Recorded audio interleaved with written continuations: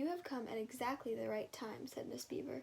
"You have indeed," said Mr. Beaver, "for it is well known that to get rid of the witch, Aslan needs 4 brave and adventurous young children."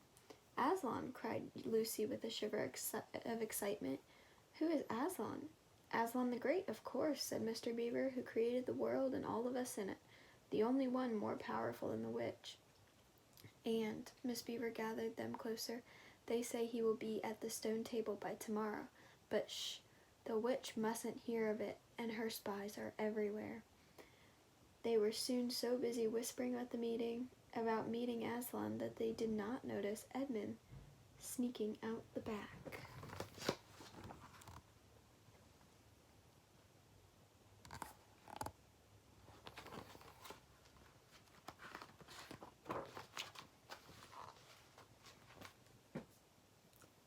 To make his way to the White Witch's house and more Turkish delight. But nothing could have prepared him for what he found when he got there. Every kind of creature turned to stone, air so cold that it was frosted white, and the witch's wolf captain stretched out smirking, and the witch, in the foulest mood, hating him on sight. "Where are your sisters and brothers?" she snapped, her breath forming icicles. "I'll get them to you," Edmund managed to say through chattering teeth. "Right now they're going to the stone to meet someone called Aslan? I knew it. No wonder the temperature's rising in here. Longbeard, my sleigh.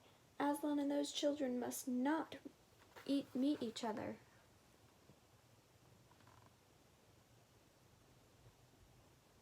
What are you talking about?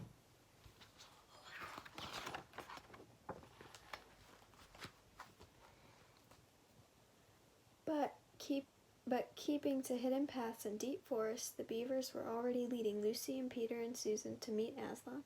"Sleigh bells!" cried Lucy suddenly. "Quick, hide, it might be her." "No, look," the beaver said, "it must be a sign from Aslan." Lucy looked, and her heart leaped. Father Christmas was here. It was not like any Father Christmas she had ever heard or seen, nor were any of his gifts. "I brought to you what your adventure calls for," he said mysteriously. Lucy held hers carefully. It was a small diamond bottle of cordial made from wildflowers, so magical that a few drops would heal the wound. At the thought of the wounded, Lucy remembered Edmund. She had the feeling something terrible had happened to him.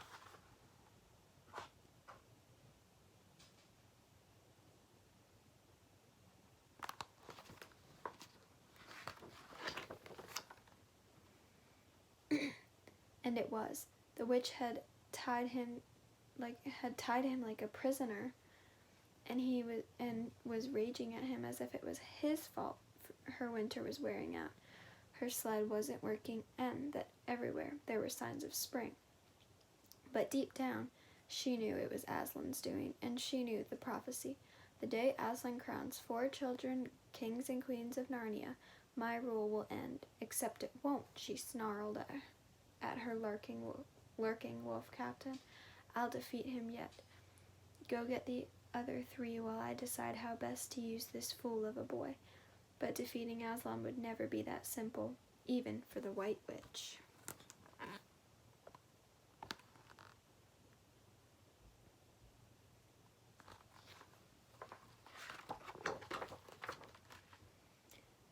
As Lucy, Peter, and Susan were discovering the table, Aslan was nobler than any creature imagined. He was a lion, greater than all lions, and powerful and terrible at the same time. For Lucy, looking at him felt like looking at the sun, only safer.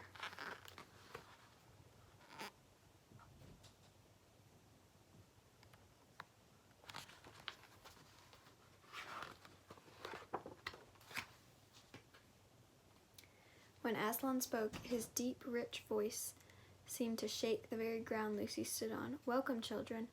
Long we have awaited you."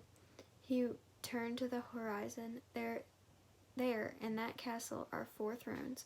Only when 4 human children occupy them will Narnia be free again. But crowns must be earned, and that time is upon you. At this there was great consternation among the smaller Nernians. Peter and the beavers ran to see what it was all about, but Lucy felt she had to tell Aslan about Edmund. "He has lost, Aslan," she began, and the words tumbled out. "Or with the witch, or taken by the witch, or someone. But please, he is our brother, and he is the fourth. He must be saved. All shall be done that must be done," said Aslan. All dealt with in turn, and first. He was interrupted by the sound of the horn Father Christmas had given Susan. She was giving warning that the White Wolf's captains slinking toward them.